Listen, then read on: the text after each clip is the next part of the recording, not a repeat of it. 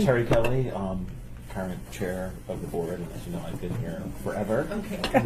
I'm Marsha Olson. I haven't been here forever. Ted, Carl, What? introduce yourself. Okay. And I'm I'm Lisa. never under circumstances. Yes. Uh-oh. And I'm Lisa Jason. One of my other duties, I'm the administrative area officer, but one of my other duties as a scientist to work with this board. Oh, okay. With DS and legal. I'm David. Okay. But on the board. Yeah. And I'm Dee. We've heard each other's names, but actually I don't think we've met. Yeah, I know, we talked on the phone a few times. So I'm the attorney for the board. And do you mind if I start? Please do. Just you give want you- the sandwich too. You want a sandwich? Oh, no, I'm fine. Okay. Allison, do you want something? Yeah, you're really good. Good bacon. Really good bacon. Anyway, Michelle contacted me early on, or in fact a week before she even came on with the city, and she has some extensive background in planning areas with different companies. We'll go through that in a second. But she, to just sort of explore some ethical guidelines. It's fairly complex, and I thought it would be helpful to have the board's input. It's much like what we did with Robert Harris, the CFO, who is also a board member of CIRI. So it's really an advisory thing. I will put this in the format of an advisory opinion at some point. And I'll file it. I don't think Michelle has to file it. But the deeper I got into this, besides the fact that the planning world is not my world, the more complex it's what it became. And so I thought just to have some of the board input, this I think is sort of concerning. I don't think there's going to be hard and fast rules necessarily, although there's a couple I thought of. But anyway, sort of background. And remember, we're always trying to hire people who have expertise in these fields. So necessarily they have all these contacts. And I meant to, we didn't get the resume copied apparently, but Michelle worked with Dow for 10 years, and in progressively higher up. So what did you do, say, the last period of time? Actually managing our land use planning department, which included surveying, so I touched on our plats, the land use planning, both long range and current planning, and then landscape architecture. And so we primarily, my department, about 90% of our work was private sector work, so working on behalf of landowners and or developers who had to go through certain entitlement processes like rezones, conditional use permits, master planning, through the city's process. The other 10% of my work was typically working with outside governments, like within the state of Alaska, but as an extension of their actual city planners. So I don't think I'll have a conflict in those capacities. In that role, the city also hired me. So there's kind of two things, and I think that one is the more straightforward. So I had different contracts with the Heritage Land Bank, solid waste services to do different planning aspects. And I think we're all comfortable that because I was hired by the municipality, even though in a contract. Okay, but let me back you up, Michelle. Okay. Well, and just so we just do it step by step, because Dow is. So you're perfect for this job. Dow is a very large ongoing concern. Most of you probably have heard about them. So Michelle was employed. You're not an owner, right? You don't have any shareholder interest. And so they're involved in projects all over the city, both representing the private client. They get, working through the city process, but also we hire them all the time as well. So it's both sides of that. And as Michelle just said, she worked on some of that. So that's sort of the background, lots of involvement. And so then I said, okay, well, let's look at some of the planning functions, and maybe we'll run through, for instance, Michelle, as a client, with Dow, had a Kootenai. So we'll run through some of that. But some real quick planning stuff. All the adjudicatory boards over there, the land use boards, are in that world. And they do a lot of adjudicatory stuff, all these, licenses, permits. They make lots of decisions. They are oftentimes provided with a staff recommendation, which those people are under Michelle. They are not the decision maker, and then most of those, well, not all of those decisions go up to the assembly. A lot don't, right? I mean, Correct. Site selection studies and rezones and master plans are typically the only three things that go all the way up to the assembly. Most of their entitlements, the either Urban Design Commission, Zoning Board of Design and Appeal, or Planning and Zoning Commission will be the final approval body. So there's adjudicatory boards, there's high-level policy decisions. I mean, Michelle is really, I'm sure, brought on by this administration for sort of not only oversight, but trying to, policies for the future type thing. So there's all of that kind of stuff. There's simple things like review of PACE documents. Remember when Lance Wilbur came here because he signed off on a document that his wife was going to be, well, we have that kind of stuff here as well. And just some considerations, but that I will try to pinpoint you one at a time because it's sort of complex, is not all, she hasn't worked with all Dow clients. She's only worked with certain Dow clients, so is it Dow, is it the clients? She's worked on certain projects. What's the time frame? Is it if she worked with a client on a project 3 years ago? And this all may end up being case by case, granted, but I'd like some of your input, okay? So you worked with them 3 years ago, but then that project comes back. But land use to me seems these big projects. She may have worked on this little part over here, and I would tell you what that would be if I knew the names. And then it comes back 2 years later, and they're really on this part of it. They're on a whole different phase of it. So you have those sort of issues. Let's see, dial clients she hasn't worked with. Let's see, working on, and then the MOA Dow contract matters. And by the way, I almost would presume there's an alignment of interest there, that if we've hired Dow to help us put in the Tudor Elmore project, would that really be an issue? Because they're on our side, she's on our side, unless something more came up above that. Is that a public perception of interest? So I thought that to get at this, we almost have to go through step by step some of these functions. And I mean, I was, by the way, arriving at a rule that I thought might be helpful, that I would impose on her, but I, as the ethics officer, would give her advice. And as a rule that if she had actually worked on a client for Dow on a project within the last 2 years, that she would be automatically couldn't. You know, are there any sort of hard and fast rules that we could come up with? And maybe we don't need that. Maybe it's case by case. But I guess, so part of it is just getting your input on what areas of concern. And when you come up with an area of concern, then let's stay on that area because there's too much overlap of all of this. So I don't know if there's people have immediate areas of concern. Just to clarify, you're not working for Dow now, are you? Or are you No, still? I'm solely at the municipality, so I've just finished my first week as the Okay, so this makes it a little bit different from our CFO case, right, which was particularly. Oh, that's right, because he was still on the board. Actively, right, so. Correct, I have no ownership interest, I'm not on any Right, he was boards on or the any board. other affiliations. with Good, the okay, so you have no affiliation with And- them at their time, so we're all concerned mostly about past involvement with particular projects or particular clients and a potential So, biasing effect or the appearance of a biasing effect Right. when it comes to current decisions you might make about projects. so one example, and maybe this is one of those hard and fast things, so up until I left, because I was the manager, I signed all applications, so I was the applicant's representative on record for any application. The way the process works is you submit an application and you don't have a public hearing for 45 days. So I am now getting staff reports. Well, they're not, actually, I am not. We've made that determination that if my name is on the application, I am not signing anything. And they don't even see them, so they're not even crossing my desk. So those are the other ones Dee kind of intimated to, is with planning, a lot of times I was involved in a lot of conversation. So before you even get to the point of submitting the application, there's quite a bit of pre-work that goes into it. You're looking at a lot of different variables and doing performance before you submit that application. So something could come forward from Dow that I was very intimately involved with to some degree, and then the application's just coming through, my name might not be on it. But as Dee really, I think, got to another point is, there could have been something that I have talked to somebody about, and then if the application comes through in 2 years, it's likely very different than anything that I had any input with, because conditions have changed and there's a reason why they had to take 2 years to get that application in. So I don't know if that helps at all. Yeah, that helps a lot. Yeah, I think the overall rule typically is, and I remember this is what we discussed very specifically last time, is we are going to rely on their judgment to a large extent, right? Because we can't possibly imagine all the different areas that this might come up. We don't even know the details of what you did and what you do enough to know to start chasing lines Rules. of worry, right?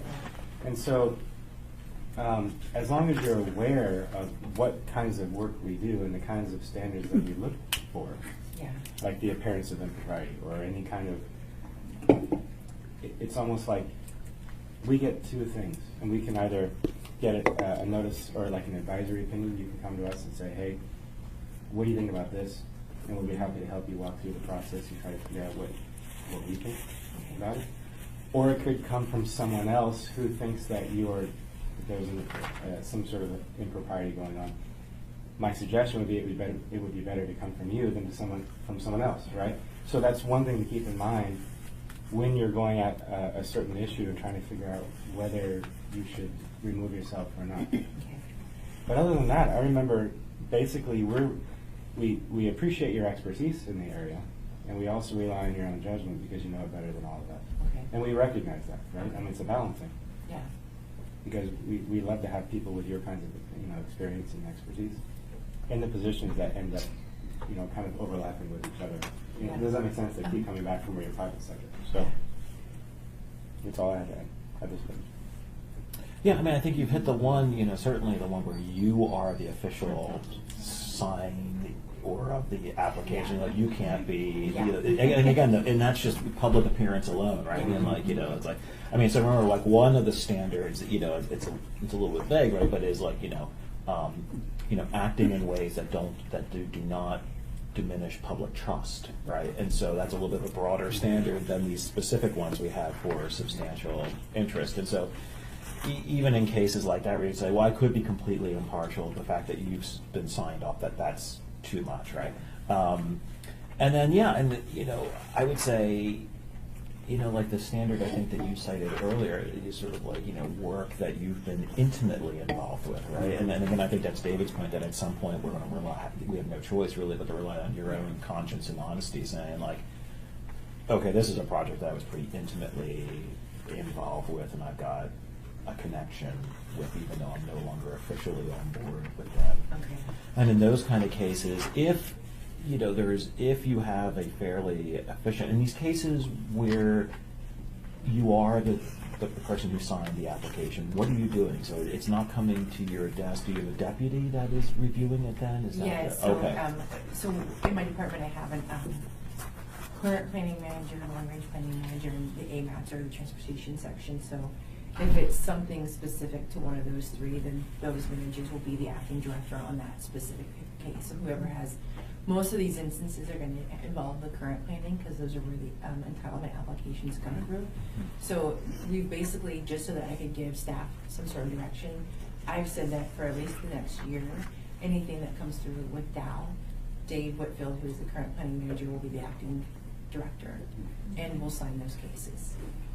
Because I feel that if anything comes through in the next year, I can guarantee that I have a lot of knowledge on it. And so I just kind of one hard fast rule, and as a makeshift until I came to this board, was just I don't want it coming across my desk at this and for the next year. Oh, that's great. Yeah. If it says that. And then the same with Cont'd, even though I did not work. So Cont'd was a major client, and they're also a major landowner. So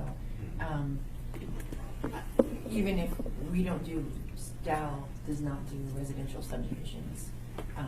But if there is a residential subdivision, most likely we were involved in high-level conversations about the area and including those long-range plans. So I've also indicated that just because they were a client that I was consistently seen as representing, I think, to all the boards and commissions, that I was definitely seen as a direct connection to them.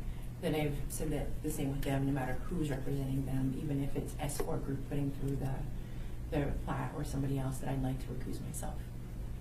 Same thing for like a year or? Yeah. Okay.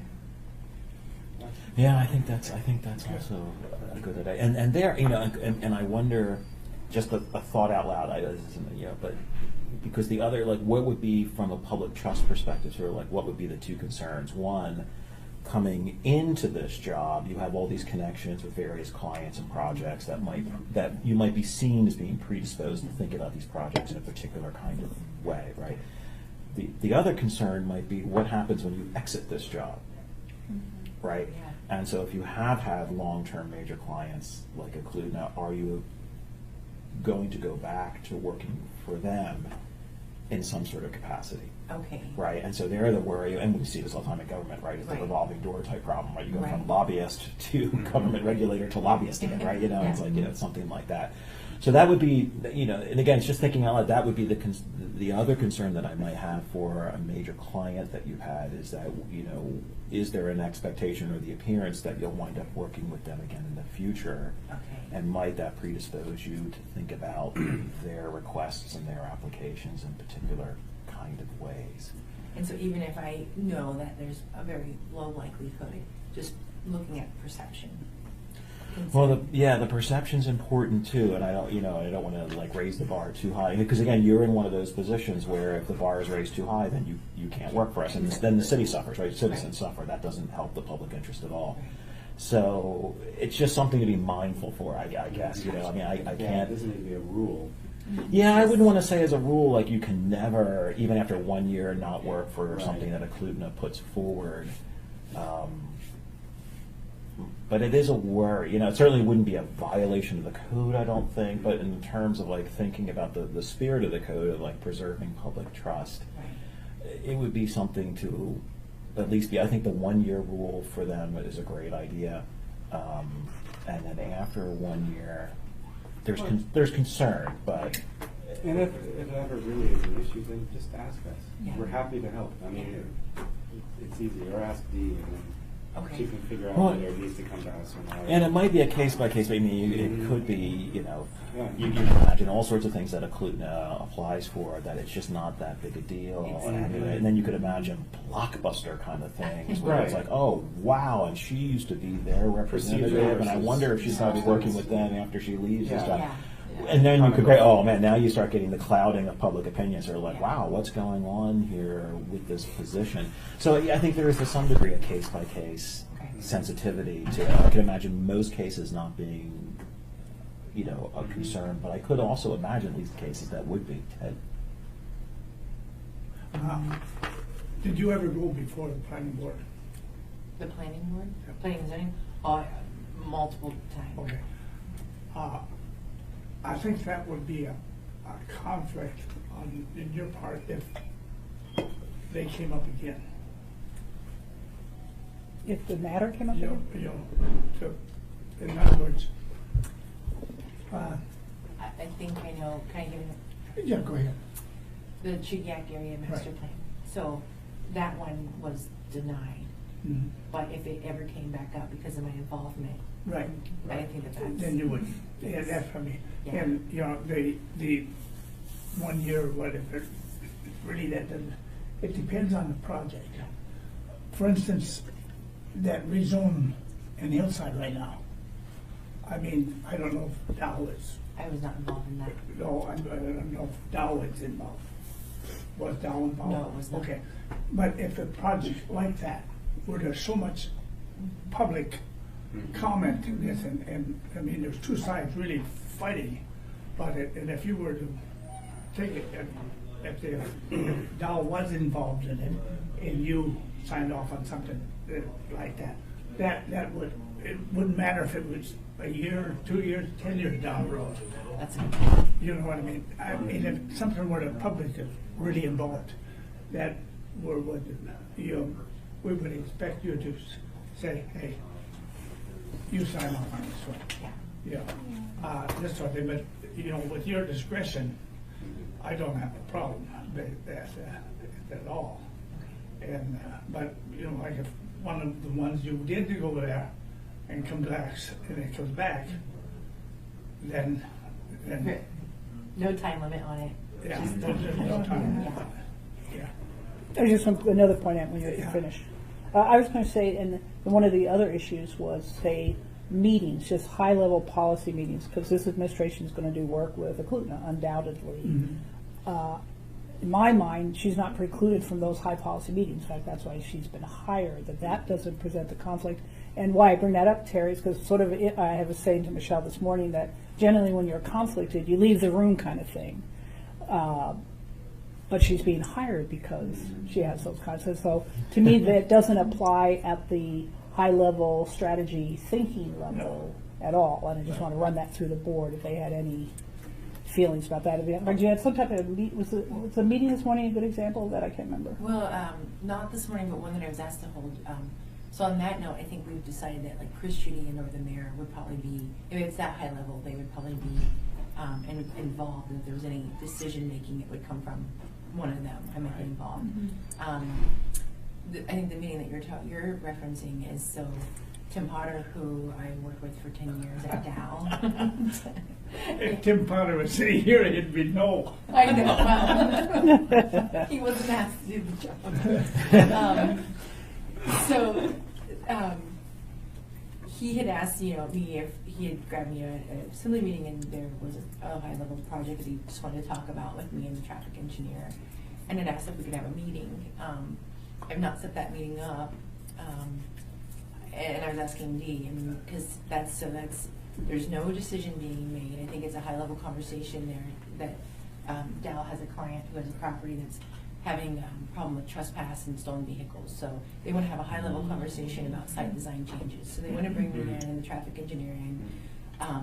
I was asking Dee, okay, do I recuse myself from that meeting, or do I bring in like Dave Whitfield, so that he can be a party to any information that I provide, and if there is a decision about the process to follow, he can make that decision, and then I'm just involved in a high level, or is it cleaner if I just don't even participate in that kind of a meeting?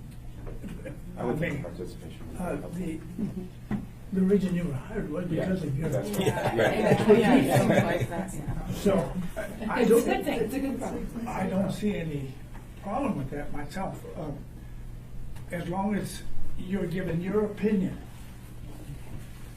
you're not approving it or sending it in. You're giving your opinion and then have somebody sign off on it and send it in.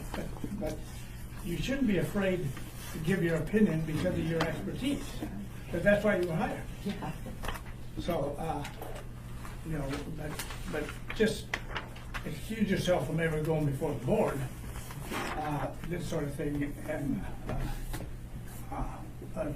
but we want your knowledge as a city, So, I don't see a problem. Yeah, As a because pers- just because one of her clients, so, and you had worked with him, but it was a Dow project that was in, or Dow was bringing it forward? Dal and I, so Tim, just the relationship between us is that he was before I took over the group, I actually kind of was groomed into his position. So we worked he was a mentor, and we both were in the land use planning. The landowner is Cook Inlet Tribal Council. I've never worked on that piece of property. And that's a Dow client. It's a Dow client, a client that I So have it's worked. just because it's Dow, really. Yeah. Is Yeah. that, see, I didn't, Yeah. right, I don't see how that's a conflict. No. At a policy level. Tim Potter I worked with Tim Potter back, 30 years ago. And so, he's been around. And if I personally have a problem, which I've had in the past before I got on here, about zoning and this sort of thing, That's you. call Tim Potter, to get advice from him. And so, he has been around, and you worked with him, you worked for him, you worked with him, and then you probably supervised him. And so, he's a brilliant man, but you shouldn't not, like I say, your expertise in that is very valuable to the city. And so, you could, if a guy comes in and says, no, you're wasting your time, you don't want nothing to do with it, things like that. So, Anything else you wanted to cover? No, I think that's good. It's a general sense that your Yeah. expertise and your judgment are Yeah. really, we're going to defer to that unless you think you want help. Procedurally speaking, do you want an advisory opinion from this board, sort of capturing the spirit of this conversation today?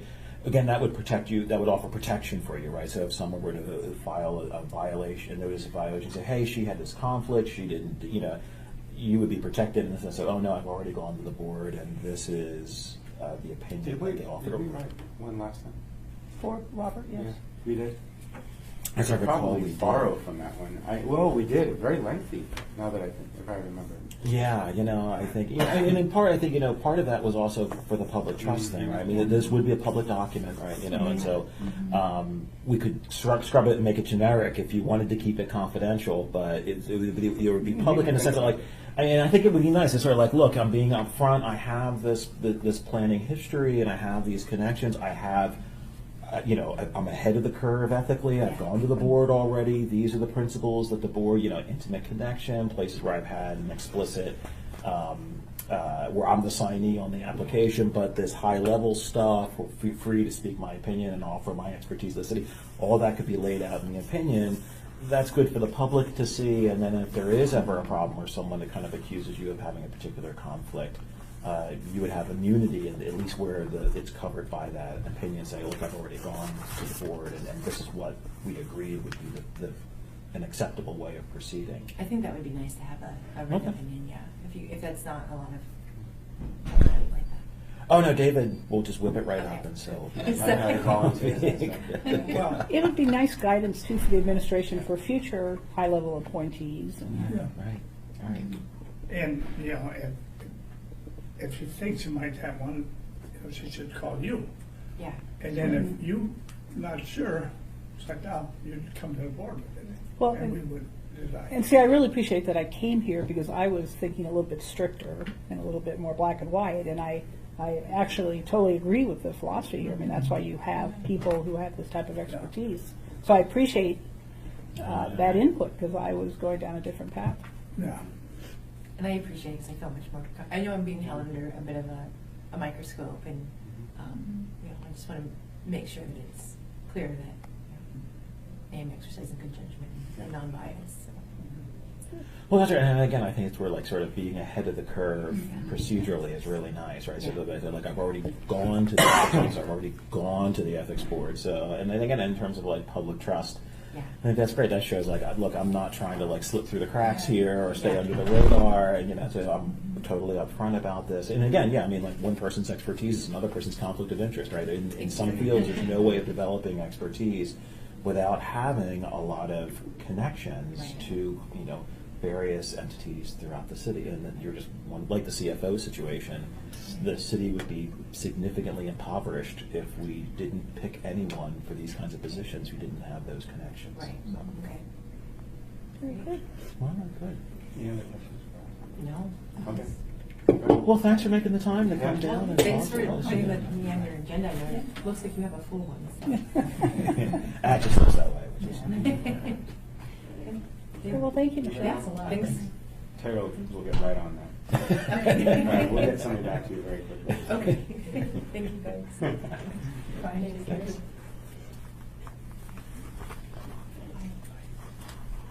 All right, very good. Yeah, I'll work on that. Well, I think we should be able to. Like the thing, I'll email it to Dee about 20 minutes before the meeting. What that is. Well, we should be able to borrow from our previous one in some way. I don't remember exactly what we wrote, but it's a very similar topic. Yeah. I'll take a look at it. Yeah, It's it's a a hard summer. one I mean, because it's devoid of fact-specific. Yeah, I know. That's what's hard about it, is This that is it's very like general. such a general. just laying out some general principles, there's just that one rule that, a couple rules that she has, right, stuff where she's particularly signed off and stuff where she's, like a clue note for a 1-year period. And then after that, it's just laying out what are the principles we're all agreeing that should be making used to make those judgments. I think it'll be okay. In some ways, it's a lot easier than the CFO case, Yeah, because she's not actively involved in it. That one's really juggling. Okay, let's take a look. What's next? So does that mean that you were going to write it, Terry? I will write it, yes. I will. It's summer, so You've got time. I'm teaching a couple classes myself, but they're online classes, right? So. Just forget about them. Can we do the HELIC? Yes. I don't mind doing the HELIC thing because I need that answer. Yeah, let's take a look at And it. if you could hand that out. And the long and the short of it, this is someone who worked for MLMP, and she worked in their IT department at pretty high level, and now she's going to work for Chugach. And we have that general 1-year rule that we kept. Remember, I was going to say, yeah. and that unless they waive, they can't work. So we can find the rule. It's 1.15, 130. unless they get a waiver. But interestingly enough, and that was one of the rules that we didn't, if we go to that code section, we didn't spend much time on because it needed more time, and we also go, well, we should get back to this at some point.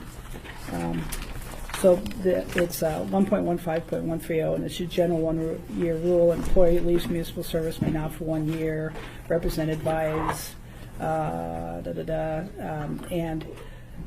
then the next section is a waiver, but the assembly can waive that. But the very last line of that says the waiver shall be by formal action, and a copy shall be provided to the Board of Ethics. So I don't know if it's sort of like a consent agenda type item, that it could have, we never have these, so. But so I'm bringing it to you because it says that. And this AO and AN are going to be filed into PACE tomorrow, and so these will go before the assembly. They routinely grant these things. What's interesting about this one is that, as the AM will tell you, the head of MLP is thrilled to have her work with Judy, actually. She'll provide a lot of transition in the potential sale, and he would love for her to help out. And she just started there. She doesn't know her duties, but it's likely to be similar type duties. You see, it says duties include data application, operations, desktop support, contract oversight, as well as other related information technology activities. She and I have reviewed many contracts together.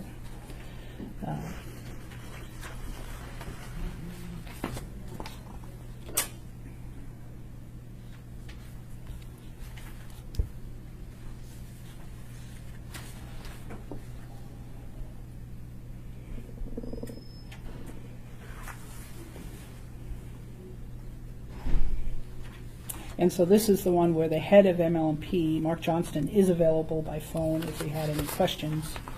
But I don't think he would personally tell us much more than what's in. In fact, he wrote this middle paragraph that in the AM that says all about her, that she's uniquely qualified, and so he wrote the middle of this. And I, as an ethics officer, didn't see a problem if our department head thinks it's a great idea. And he would be the person in the know. I also did run this by purchasing, and they said, well, if the department head says yes.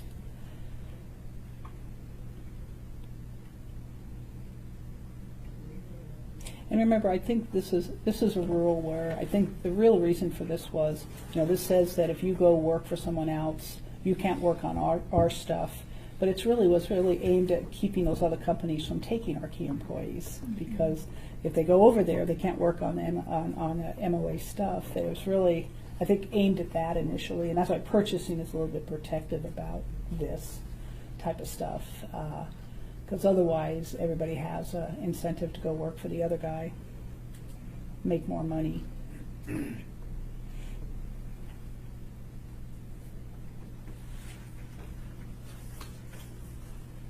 Well, the way I feel is, if it hadn't, if we weren't in a process of turning MLMP over to them, that would be a whole different story. Then there wouldn't be a question in anybody's mind. But here, the voters already approved, and the sale is going through, sale or whatever, transfer is going through. And to me, it would be an advantage to have one of our ex-employees helping this transition. And so I personally don't see a problem with this. But on a case-by-case, this is strictly a case-by-case. And like I said, if she went to work for anybody else that was in competition with us, then yes, I would say no. It would be a definite, have to go back to 1 year or whatever.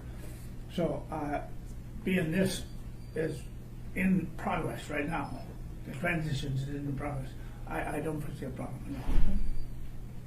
She's not deciding something. She's not in a position of deciding or influencing the sale or the transfer. So then she's helping with the transition. Yeah. She's in a facilitating position, not a decision-making position. Makes sense to me. And I don't need much of an explanation. I would add a one-liner that's been through the ethics board. Sure. It's not an Yeah. opinion or Yeah. anything. Yeah. I don't have. I need a yea or nay. And who's the head of the department again? MLNP is Mark Johnston. Mark Johnson, and you said he's okay with this, or he Yes, wants this? in fact, yes, He's he the one wants who it. would love He's this? the one who wrote this whole middle paragraph about Yeah. her. Oh, okay. Is that your phone? I think someone's trying to reach you, Chad. Yeah, someo's going And crazy. several proposals. Well, It seems to make sense to me. Okay. I don't, I say yeah. So Terry. we should be over with this meeting. Yeah, I think it's okay. I mean, you know, did she have any particular? It says like what she was an applications manager and then the infrastructure manager. Was she making any decisions specifically about Chugach? Not that I know Electric? of. Okay. No, Wait, not so that like I know of at all. anticipating getting a job there? That's the reason why I like this kind of thing is that the idea is that you know that people might be biased to make certain kind of decisions so they can get a nice landing spot when they leave the city. That's not in the public interest, right? You know, Right. and so yeah, at least I don't see any obvious I think that's case in which that's what's going on. Too speculative to try to, yeah. Well, and you would think that Mark Johnson would have wind of that. Right. I mean, that he Right. might be, and that's why it's so important, I think, that a department head it supports something like Supports this. it. Well, and they're merging, right? So it's not quite like I'm leaving the city because I landed this Right. suite. It's I'm leaving this agency basically to enter this other agency that's going to become the same agency, right? I mean, Right. so yeah, I don't see a problem. Okay, I don't see a problem with it. I'll just It add would one be line. nice, you know. So I It would suppose be we nice, and could- maybe we should, you know, if we could. It would be nice to see this before the assembly. Oh, it hasn't gone to the assembly. Oh, It's going to be put I'm in sorry. I tomorrow. thought, This I is thought a I saw draft. something that said the assembly already. No. This is a draft, right? Yeah, this Oh, is this a draft. and Oh, it's- well, I'm thanks, supposed Steve. I to, appreciate that. I'm Yeah, supposed 'cause to I put it thought in this- tomorrow. So And I that's know why I had we're to get my not answer required by the today. code to take official action, but it would be nice to be able to give our 2 cents before the assembly Yeah. votes on these. Which is Well, I great. assume that they would want to Great. hear what our opinion is before it gets to them. Maybe not. Maybe but- not. I would hope that they would appreciate our input prior to them making a decision, not afterwards. Well, I think that when it says you agree with it, then they will Yeah. not review it a bit. Right. They'll. And so. speaking as past president of NLP board, this is really a necessity to have somebody that's familiar with Mhm. ours working, Mhm. trying to make the transition. No, So that makes sense. I think it's a good idea. So I move to approve the draft. All right. Second? Second? Mhm. Second? All those in favor, say aye. Aye. Those no? Okay, very good. So, Good, thanks, thank you Dave. for getting that done, too. All right, next up. What is next? I think it's yours who's left. What is it? Yeah, let's go, if you don't mind, let's briefly go, we only got a couple minutes before, but, And can I make, this is where we might be going into, let's go into executive so do session. you want to make a move to do that? We're going to be discussing, do you mind if I say it? We're going to be discussing potential violation 2018-1, which is confidential, so. Right. Okay, so do we have a motion to move into executive session? Yes. Second? Second. All in favor?